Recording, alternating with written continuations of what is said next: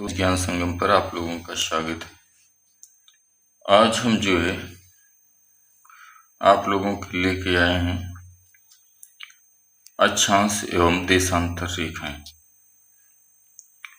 जैसे कि आप लोगों को मालूम होगा कि अक्षांश और देशांतर रेखाएं ग्लोब पर खींची गई वह रेखाएं हैं जो पृथ्वी पर जो है मानक रेखा के रूप में उपयोग की जाती हैं। अब आते हैं जानते हैं ग्लोब पर दो तरीके की रेखाएं होती हैं आपकी। पहली रेखा देख रहे हैं कि ये आपके जो है क्षैतिज रेखाएं हैं इस तरीके से, और एक जो है रेखाओं का समूह ऐसा है जो ऊर्ध्वाधर रेखाएं हैं इस तरीके के आपके। तो अब ये जो है क्षैतिज रेखाएं हैं और ऊर्ध्वाधर रेखाएं हैं, इन्हें कहा क्या जाता है? तो क्षैतिज रेखाओं को जो पूर्व से पश्चिम होती हैं इन्हें जो है अक्षांश रेखा कहा जाता है, अक्षांश रेखा कहते हैं। और जब जो क्षैतिज रेखाएं हैं ऊर्ध्वाधर रेखाएं हैं उन्हें जो है ये जो ऊर्ध्वाधर रेखाएं हैं इन्हें क्या कहा जाता है? इन्हें देशांतर रेखा कहा जाता है। अब रहा जो है परिचय क्या है? अक्षांश रेखाएं, ये रेखाएं पूर्व से पश्चिम दिशा में खींची जाती हैं तथा पृथ्वी को उत्तर दक्षिण दिशा में घेरे हुए हैं, अर्थात जो है ये पृथ्वी के जो है उत्तर और दक्षिण जो है हिस्सों को विभाजित करती हैं। अब जो है यह समानांतर होती हैं और इनकी कुल संख्या 180 होती है। इसमें जो है प्रमुख रेखाएं कौन कौन सी हैं? तो आपके जो है 0 डिग्री अक्षांश अर्थात भूमध्य रेखा, ये आपके जो है ये पृथ्वी को जो है या ग्लोब को दो हिस्से में विभाजित करते हैं। ऊपर वाले हिस्से को उत्तरी गोलार्ध कहते हैं, उत्तरी गोलार्ध कहा जाता है, उत्तरी गोलार्ध कहते हैं।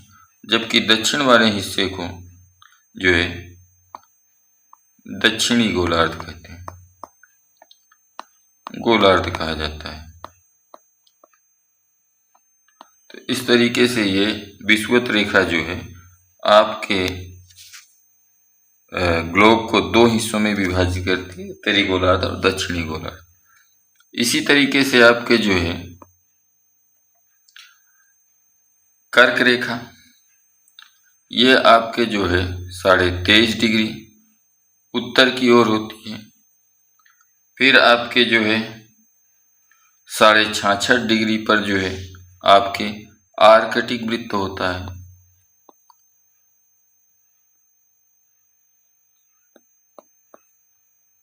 आर्कटिक वृत्त। इसी तरह जो है आपके फिर उत्तरी ध्रुव होता है। तो इस तरीके से आपके उत्तर में, ठीक इसी तरीके से दक्षिण में जाएंगे तो विषुवत रेखा से 23.5 डिग्री दक्षिण में जाएंगे तो आपके मकर रेखा है, मकर रेखा, मकर रेखा है। फिर आपके 90 डिग्री दक्षिण में आपके दक्षिणी ध्रुव है। तो इस तरीके से ये जो है रेखाओं का, समानांतर रेखाओं का एक जो है अलग अलग हिस्से हैं।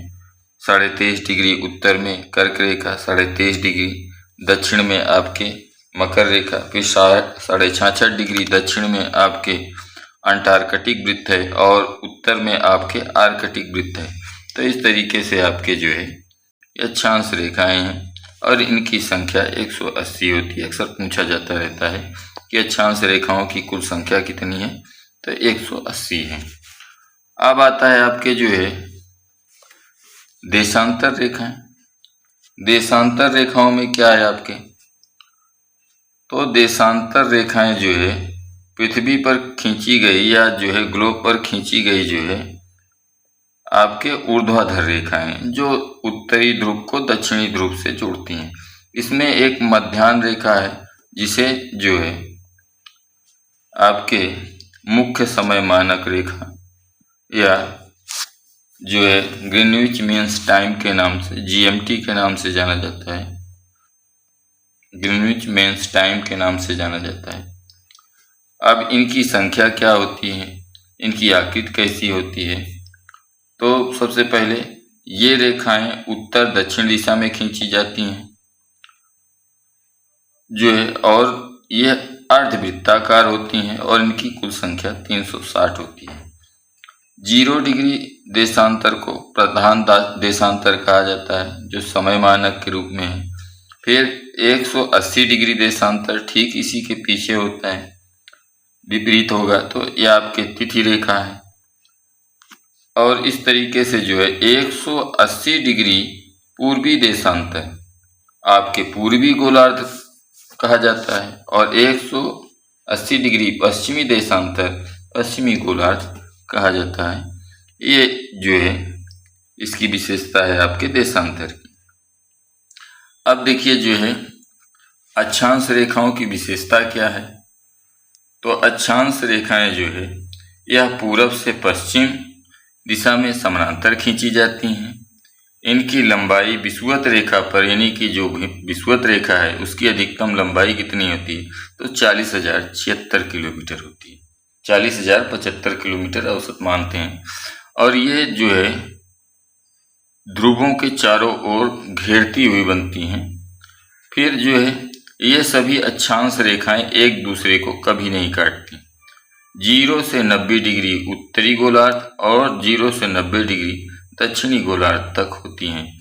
तो जो है दोनों तरफ 180 रेखाएं होती हैं। अब आपके जो है इसी तरह देशांतर क्या है, तो यह उत्तर दक्षिण दिशा में ध्रुवों तक खींची जाती है।